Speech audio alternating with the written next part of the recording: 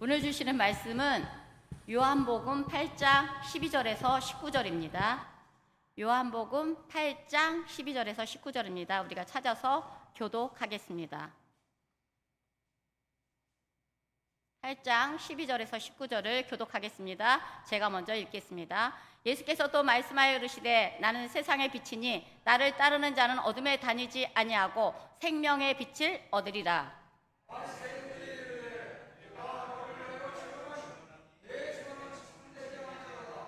예수께서 대답하여 이르시되 내가 나를 위하여 증언하여도 내 증언이 참되니 나는 내가 어디서 오며 어디로 가는 것을 알거니와 너희는 내가 어디서 오며 어디로 가는 것을 알지 못하느니라.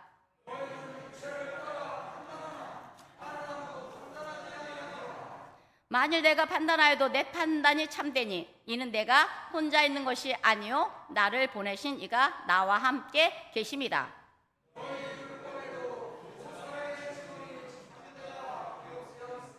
내가 나를 위하여 증언한 자가 되고 나를 보내신 아버지도 나를 위하여 증언하시느니라. 이에 그들이 묻되 내 아버지가 어디 있느냐? 예수께서 대답하시되 너는 나를 알지 못하는도다. 나를 알았더라면 내 아버지도 알았으리라. 아멘. 오늘 제목은 나는 세상의 빛입니다. 여러분도 우리가 마태복음 5장에서 너희는 세상의 빛이다 라고 말씀하셨잖아요. 그러니까 서로 우리가 너희는 세상의 빛이다 라고 이렇게 말씀해 주시길 바랍니다. 너희는 세상의 빛이다. 아멘. 아멘.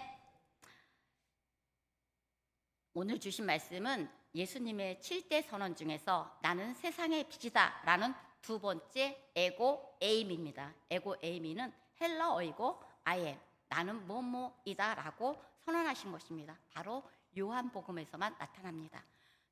여기서 요한복음 7장에서부터 9장은 유대인이 지키던 초막절과 관계가 있습니다. 초막절은 이스라엘 사람들이 초막을 짓고 7일간, 7일간 광야 생활을 기억하며 하나님의 하신 일을 기억하면서 이 절기를 지키는 것입니다. 초막절에 예루살렘에서는 물의 예식과 빛의 예식이 거행되었습니다.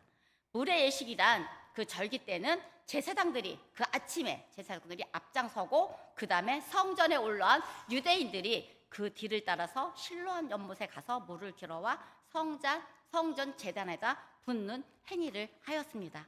이것은 광야에서 물을 공급하신 하나님을 기억하고 감사하는 예식이었던 것입니다. 또한 물의 예식과 관련해서 예수님은 자신을 생수의 강이라고 말씀하셨습니다. 요한복음 7장 37절에서도 나를 믿는 자는 그 배에서 생수의 강이 흘러나오리라고 말씀하셨습니다.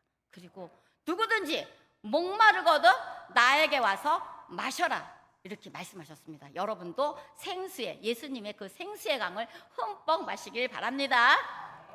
바로 요한복음 7장 37절에서 38절에서 같이 명절 끝날 초막절에 오늘 주신 말씀이 등장하는 것입니다. 우리가 12절을 한번 합독해 보겠습니다. 12절 시작. 예수께서 또 말씀하여 이르시되 나는 세상의 빛이니 나를 따르는 자는 어둠에 다니지 아니하고 생명의 빛을 얻으리라. 이 말씀은 초막절의 간섭을 배경으로 이해할 수가 있습니다. 명절 기간에 성전 안뜰에 설치한 야간 조명, 밤이 되니까 빛을 비춰야 하잖아요. 그래서 이렇게 야간 조명을 밝히고 예루살렘 전체를 밝혔던 것입니다. 그래서 초막절 절기 중에 아침 제사 때에는 시행했던 헌수예식, 바로 물의 예식이 그 자리에서 있던 그것이 바로 생수의 근원이셨다면 이 빛으로 오신 예수님께서는 그 초막절 저녁 시간에 그 빛의 예식 속에서 같이 거기에 거하셨던 것입니다. 그래서 거기에서 예수님은 자기를 세상의 빛으로 선언하셨던 것입니다. 초막절을 미시나에서는 그 미시나는 뭐냐면 유대인의 생활 지침서입니다. 그것은 구전으로 전해지면서 반복적으로 학습하면서 그렇게 행동하는 것입니다. 이렇게 유대인의 그 생활 지침서는 토라와 또한 탈무드가 있는 토라는 모세오경을 중심으로 되어 있고 탈무드는 지혜서라고 말합니다. 이렇게 미시나에는 이렇게 기록된 것을 제가 한번 말씀해 드리겠습니다. 초막절 절기 첫날이 끝나갈 때 사람들은 여인의 뜰이 바로 바깥뜰입니다. 바깥뜰, 니카노로 문이 있는 그 바깥뜰에 있는 그 문 앞에서 서서 내려갑니다. 그곳에서 황금 등대들이 있었는데 각각의 4개의 황금 등대를 이렇게 4군데를 이렇게 다 설치해 놓고 그 다음에 거기에 제사장계 젊은 제사장이 사다리를 타고 올라가서 거기에 등잔대에 올리브 기름을 거기에 붓고 불을 붙여서 확 예루살렘 땅까지 활짝 비키게 하는 게 바로 그 행사였습니다. 그때 바로 심지 촛대 보면 심지가 있잖아요. 심지는 그 제사장들의 입던 바지, 그 다음에 앞치마를 통해서 이렇게 꼬아서 이렇게 만들었다고 합니다. 조금이라도 제사장들이 쓰던 거를 아무렇게나 버리지 않고 그렇게 사용했다고 바로 이 미시나에 기록되어 있습니다. 이 무례의식 장소로부터 저녁에는 바로 빛에 의해 예루살렘 뜰이 비춰져서 밝혀지지 않는 곳이 없도록 그렇게 그 행사를 거행했던 것입니다. 그때의 경건한 사람들과 의로운 행실이 잘 알려진 그들이 나와서 손에 횃불을 들고 춤을 추고 노래하면서 그 행사를 찬양을 불렀다고 합니다. 그래서 이것이 이스라엘 3대 절기 중에 초막절에 바로 초막절 중에 진행했던 행사라고 볼 수 있습니다. 초막절에 행해졌던 이와 같은 빛의 행사를 통해 유대인들은 조상들이 광야 생활에서 이끌어 주었던 그 불기둥을 재현하고자 했던 것입니다. 그래서 이 절기 중에 예수님께서 사람들을 가르치신 장소는 바로 우리가 8장 20절을 한번 우리가 찾아서 합독해 보겠습니다. 바로 8장 20절입니다. 시작. 이 말씀은 성전에서 가르치실 때에 헌금함 앞에서 하셨으니 잡는 사람이 없으니 이는 그의 때가 아직 이르지 아니하였습니다. 아멘. 예수님이 십자가에 돌아가시기 전에 이제 그 초막절의 그 행사가 진행된 것입니다. 우리 예수님은 지금 바로 이 여인들 바깥들에서 계시다는 것이 바로 여기에서 말해주고 있는 것입니다.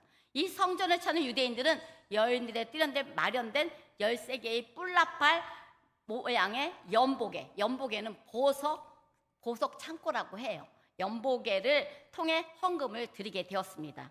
그리고 그 시점이 바로 요한복음 7장 37절에 그렇게 행해지고 있는 것입니다. 명절 끝나 그 큰 날에 이것을 행해지고 있다고 말씀하고 있습니다.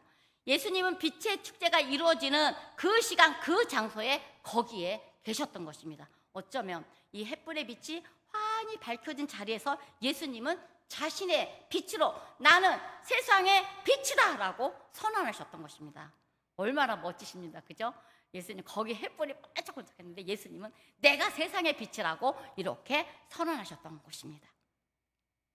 그런데 사람들이 갈망했던 그 빛이 단순히 황금 주발에 그 올리브 기름을 넣어서 비춰져서 이렇게 축제일처럼 밝혀지는 것만이 아니라 말씀이 육신, 요한복음 1장 10절에서 말씀이 육신으로 세상 가운데 오신 살아있는 인격적인 그분이 자신이 진정한 빛이심을 알려주는 것입니다. 과거 광야 생활의 장막 위에 임했던 그 영광의 빛을 사모하고 있었다면 더 이상 하나님의 빛은 인위적으로 그런 방식으로 성전이나 장막에 이렇게 진설되는 것이 아니고 이제는 성육신 대신 인카네이션 대신 그 아들 위에 그 빛이 임하고 우리는 그를 통해 하나님의 영광의 임재 앞에 나아갈 수 있게 되는 것입니다. 여러분이 다 그렇게 되시기를 주님의 이름으로 축복합니다. 다른 때도 아닌 초막절 절기에 맞춰서 나는 세상의 빛이다 라고 선포하신 것입니다. 빛에 대한 사람들의 갈망이 최고죠. 막 횃불이 휘황찬란하고 얼마나 예루살렘 모든 유대 광야까지 다 비쳤을 때 그 최고조에 달했을 때 그 자리에서 예수님은 자신을 빛으로 선포하셨던 것입니다. 이것은 단지 유대인들만의 기대를 만족시키는 제한된 그 의미의 빛이 아니라 온 세상을 밝히는 세상의 빛으로 우리 예수님께서 자기 선언을 하신 것입니다. 하나님이 예수님은 세상의 빛이십니다. 요한복음 1장 서두에서도 예수님이 빛이라고 하셨습니다. 우리가 요한복음 1장 4절 5절을 한번 합독해 보겠습니다. 요한복음 1장 4절 5절입니다.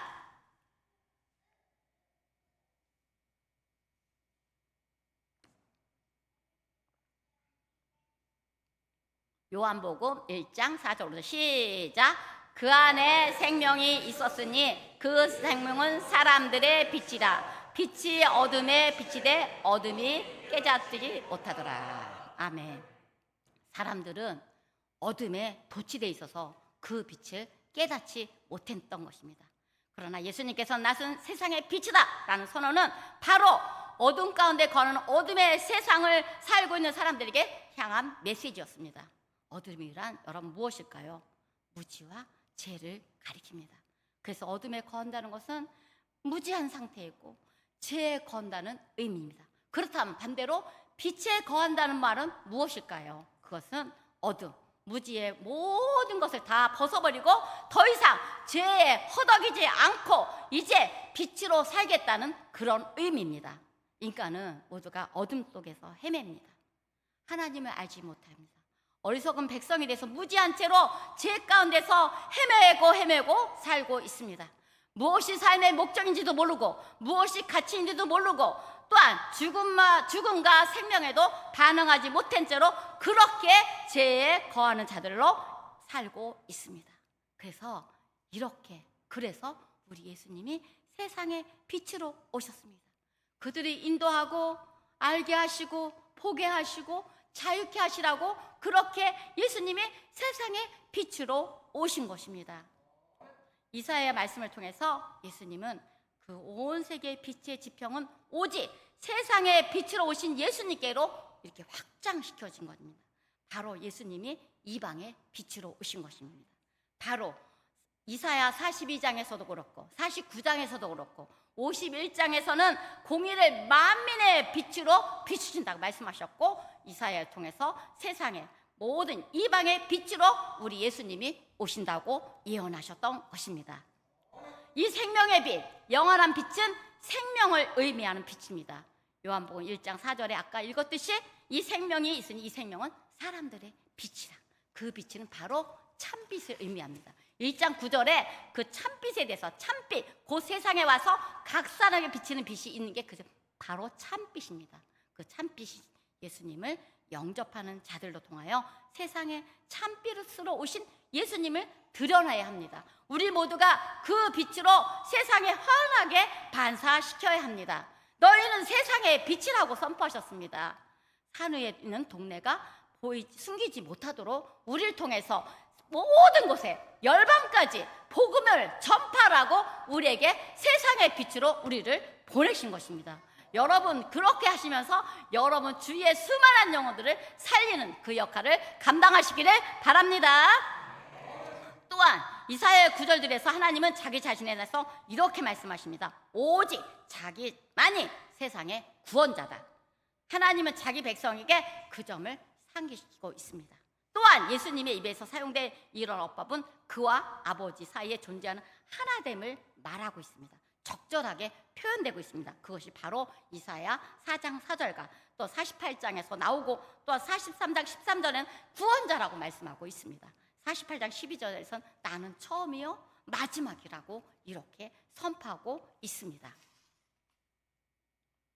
에고에이미는 7가지 자기 선언 중에 예수님의 선언 중에 두 번째인 것입니다.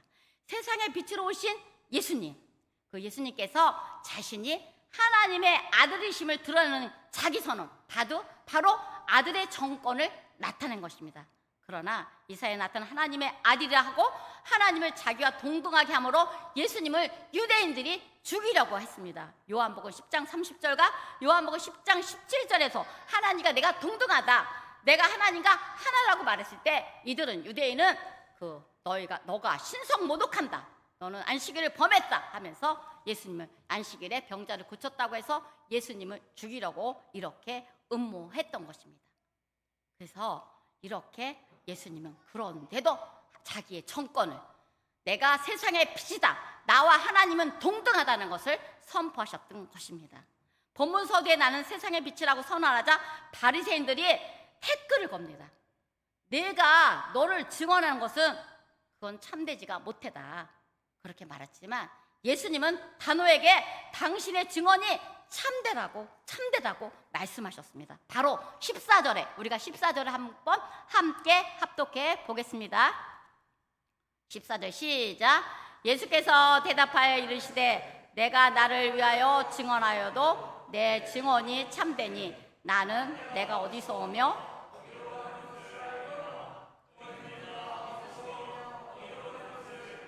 지 못하느니라. 아멘. 이 말씀에서 예수님은 자기의 선언을 정확하게 분명하게 펼쳐를 하시는 것입니다. 그리고 우리가 요한복음 8장 12절을 오늘 본문을 다시 한번 합독해 보겠습니다. 시작. 예수께서 또 말씀하여 이르시되 나는 세상의 빛이니 나를 따르는 자는 어둠에 다니지 아니하고 생명의 빛을 얻으리라. 아멘.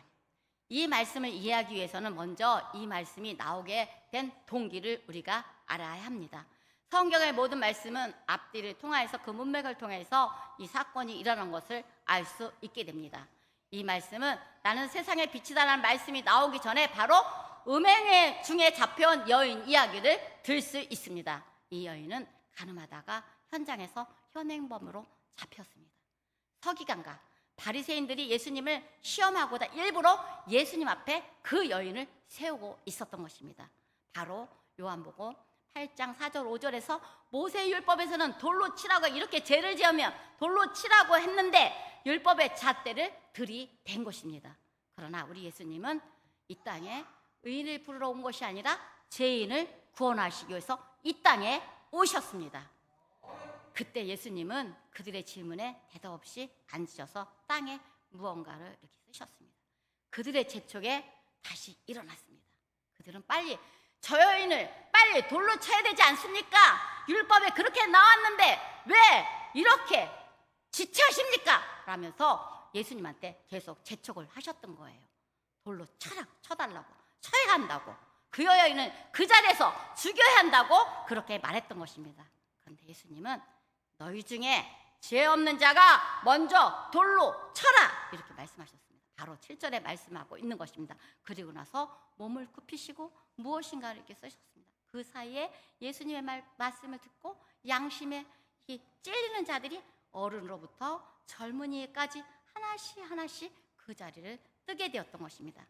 예수님께서 땅에서 무엇을 썼는지는 정확히 알 수 없지만 아마도 거기에 현장에 있던 그들의 제목들을 아마 낱낱이 너는 뭐를 잘못했고 너는 무엇을 따먹고 뭐 어쩌고 이런 식으로 많이 썼을 거예요. 근데 결국 자기들, 우리도 죄책감이 없는 사람이 하나도 없잖아요. 이처럼 결국 모두가 그 자리를 떠났고 오직 예수와 그 가운데 섰던 여자만 남아 있었습니다. 우리가 요한복음 8장 10절에서 11절 한번 합독해 보겠습니다. 요한복음 8장 10절에서 11절입니다. 시작. 예수께서 일어나서 여자의 아무도 없는 것을 보시고 이르시되 여자여, 너를 고발하는 그들이 어디 있느냐? 너를 정죄하는 자가 어디 있느냐? 대답하되 주여 없나이다. 예수께서 저를 정죄하지 않으니 가서 다시는 죄를 범하지 말라 하시니, 이렇게 말씀하셨습니다. 이렇게 이 절에서 그렇게 물었을 때 여인이 주여 아무도 없습니다, 다 어디로 갔습니다 라고 말했던 것입니다. 그러나 예수님은 나도 너를 정죄하지 않으니 가서 다시는 죄를 범하지 말라고 하셨던 것입니다. 그렇습니다. 우리 역시 만일에 예수님이 우리의 죄를 들친다면 속담에도 있으시 사람은 털어서 먼지 안 나는 사람이 없습니다. 누가 감히 하나님이신 예수님 앞에서 그 죄를 피할 수 있겠습니까? 로마서 5장 10절에서도 의인은 없나니 하나도 없다라고 말씀하셨습니다. 하나님께서는 우리의 일거수일투족을 다 보고 계십니다. 지은 죄를 다 그때그때마다 먼지 털듯이 털게 되면 우리가 나만할 사람들이 하나도 없을 것입니다. 꽁꽁 숨겨도 빛이신 예수님께서는 밝히 다 보고 계시기 때문에 우리는 죄를 감출 수가 없는 것입니다. 그렇지만 예수님이 빛이시기에 그분만 따르게 되면 어둠이 떠나게 되는 것입니다. 그렇습니다. 우리의 비밀스러운 죄들을 깊숙이 숨겨놓고 싶지만 숨길 수가 없다는 사실을 여러분 꼭 아시길 바랍니다. 그렇습니다. 우리 역시 내 안에 숨겨진 죄 때문에 무거울 때가 너무 많지 않습니까? 정말 그 죄 때문에 정말 너무 힘들기도 하고 이걸 어떻게 할까? 토설을 해야 되는데 토설하지 못할 때도 있지 않습니까? 그러나 우리 예수님은, 그 빛 대신 예수님은 다 토설하기를 원하십니다. 세상에 빛으로 오신 예수님은 죄를 해결해 주시고 어둠에 사는 우리에게 빛으로 바로 인도해 주십니다.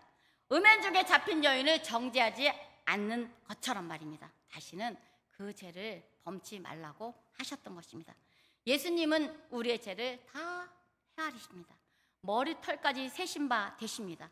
그러므로 누가 감히 예수님의 정죄를 피할 수 있겠습니까?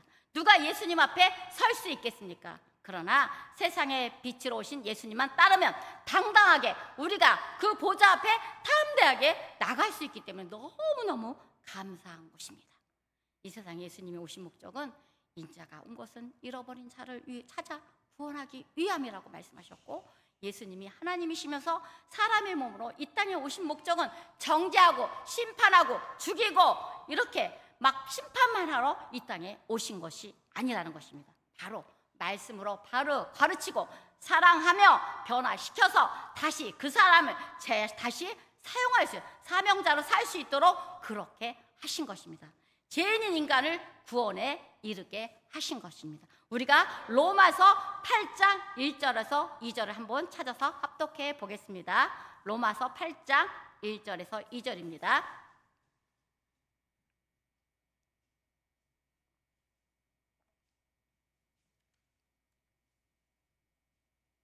로마서 8장 1절에서 2절 시작. 그러므로 이제 그리스도 예수 안에 있는 자에게 결코 정죄함이 없나니 이는 그리스도 예수 안에 있는 생명의 성령의 법이 죄와 사망의 법에서 너를 해방하였으니. 아멘. 우리 예수님은 어떤 죄라도 정죄하지 않으시고 죄와 사망의 법에서 자유케 하십니다. 그런 예수님이 세상의 빛으로 오셨습니다. 그리고 하나님께서 그렇게 사랑하는 독생자들을 보내셨습니다. 바로 로마서 8장 3절. 제가 이 말씀을 너무너무 좋아하거든요. 자기 아들을 아끼지 아니하시고 우리 모든 사람을 위하여 내주시니가 어찌 그 아들과 함께 모든 것을 우리에게 주시지 아니하겠느냐. 아멘. 우리에게 이렇게 우리가 필요한 것을 하나님이 다 하십니다. 우리가 그 아들까지 내어주셨는데 그 아들보다 더 귀한 것들도 반드시 우리에게 허락하신다는 것을 여러분 믿고 사시길 바랍니다. 자기 아들을 아낌없이 우리 모두에게 내어주셨습니다. 그 아들과 함께 우리에게 영원한 생명을 주시기 위함입니다. 그리고 예수님을 믿고 따르는 그 모든 자들은 더 이상의 죄를 두려워할 필요가 없습니다. 우리가 죄가 예수의 피로 깨끗이 지워질 수가 있기 때문이다. 그러나 우리 모두는 매 순간 죄의 유혹이 우리를 덮어 씌웁니다. 우리의 마귀의 유혹이 우리를 자꾸 넘어뜨리려고 합니다. 왜냐하면 이 사탄은 공중 잡은 권세자들 마지막 때 자기의 때가 가까워서 어떻게라도 믿는 자들을 넘어뜨리려고 그렇게 발악을 하고 있습니다. 여기에 우리가 그런 것에 매몰되지 말고 오직 세상에 오신 예수님을 통하여서 예수님이 이 땅에 자기 선언을 하신 것처럼 세상의 빛이라고 말했던 것처럼 그 예수님만 만나면 우리의 모든 일들이 영원한 생명의 일위까지 그 일이 해결된다는 사실을 아시길 바랍니다.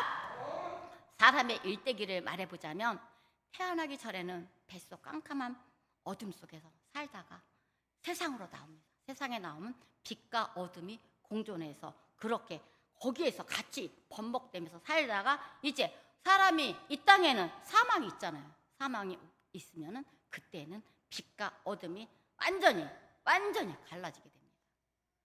예수를 믿으면은 영원한 빛으로 갈 수 있지만 믿지 않으면 영원히 사망, 그 음부로 갈 수밖에 없습니다. 그러기에 우리가 이 땅에 사는 동안에 빛으로 오신 예수님을 전하여서 영원한 생명을 얻을 수 있도록 우리가 세상의 빛으로서 예수님이 당신을 세상의 빛으로 선언하신 것처럼 우리도 세상의 빛으로 선포해서 수많은 영혼들을 건지는 역사가 나타나길 바랍니다.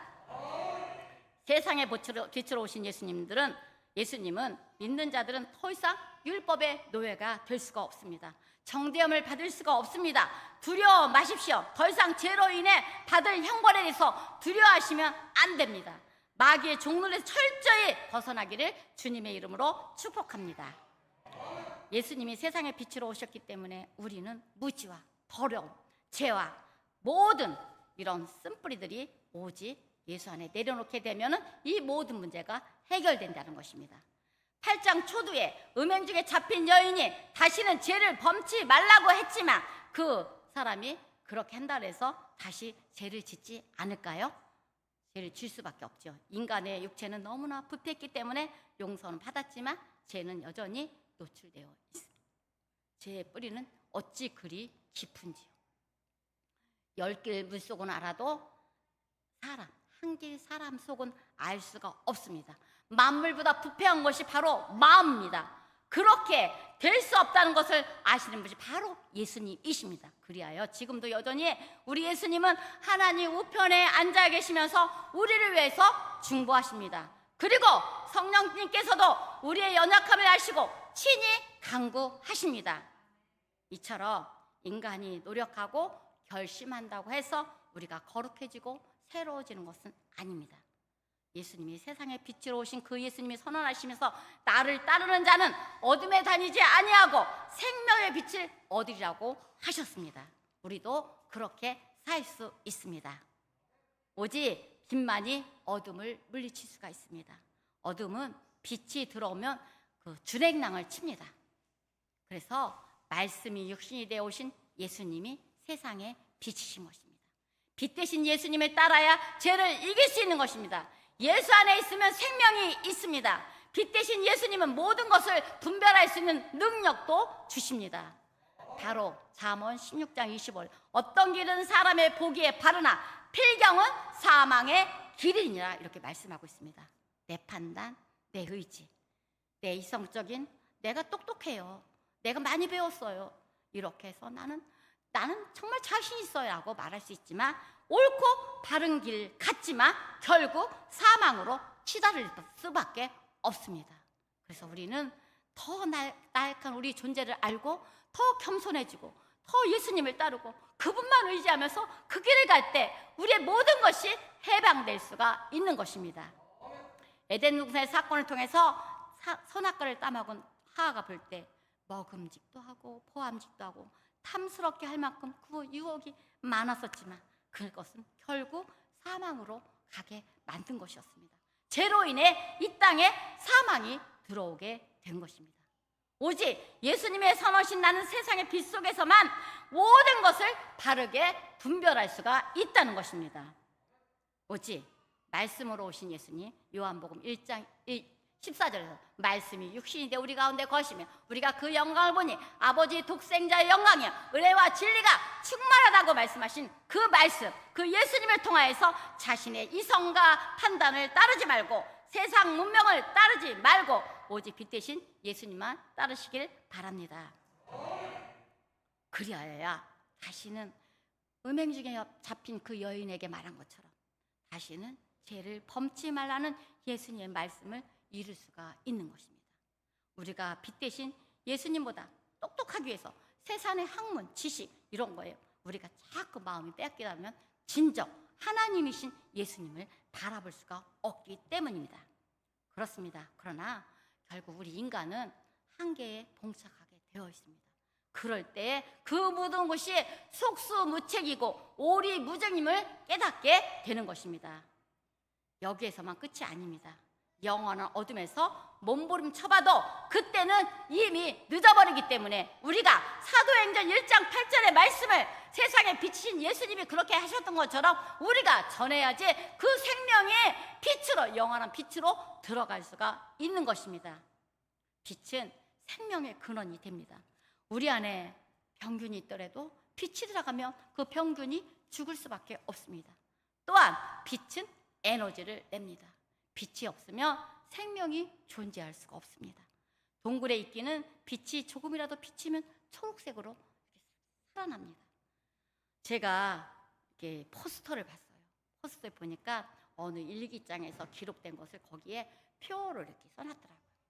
내가 오늘 초록으로 반짝이는 것은 햇살, 바로 내 덕이다라는 그 말씀이 이게 세상에 빛으로 오신 예수님을 생각하면서 이게 묵상이 되어지더라고요. 그래서 저는 이렇게 생각했어요.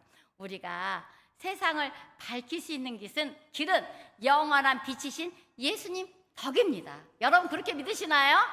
우리가 예수님 때문에 이렇게 세상에 빛으로 나타낼 수가 있는 것입니다. 그리고 영원한 생명의 길로 우리가 그 빛을 인도할 수 있는 것입니다. 그래서 우리는 예수님 덕으로 사는 것입니다. 그래서 여러분의 삶이 예수님의 덕으로 이렇게 뭉쳐졌기 때문에 얼마나 감사한지. 그래서 이 표현은 잠깐 글귀였지만 그게 저의 마음에 계속 맴돌아가지고 제가 이렇게 표현을 한번 해본 것입니다. 그렇습니다. 빛이 없으면 생명도 없습니다. 빛이 생명의 근원이듯 빛 대신 예수님만이 우리의 영원한 생명의 근원이 되는 것입니다. 나는 세상의 빛이다라고 선언하신 빛 대신 예수님의 인도하심 따라 온전히 순종하여 우리 모두가 영원한 빛, 영원한 천국을 소망하고 주위의 수많은 영혼들을 건지는 승리만이 우리에게 있는 삶이 되시기를 주님의 이름으로 축복합니다. 아멘.